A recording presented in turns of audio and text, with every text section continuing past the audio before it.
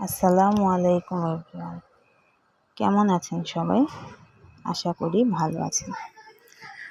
আল্লাহর রহমতে আমিও অনেক ভালো আছি। আজ আমি আপনাদের জন্য নিয়ে আসছি ভাইরাল একটি রেসিপি, লেবুর পিনিক। তবে চলুন শুরু করা যাক।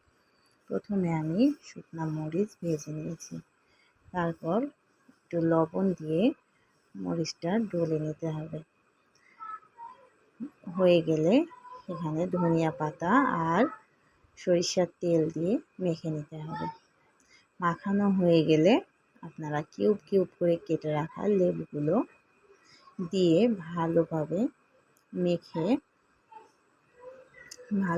মেখে নিতে হবে, যেন প্রত্যেকটা লেবুর গায়ে লবণ আর ঝাল মিশে যেতে পারে। মাখানো হয়ে গেলে আপনারা এটা পরিবেশন করুন। অসম্ভব খেতে মজার হয় এটা। আপনারা অনেকেই ট্রাই করছেন, কিন্তু যারা এখনও ট্রাই করেন নাই তারা অবশ্যই একবার হলেও ট্রাই করে দেখবেন। ধন্যবাদ সবাইকে।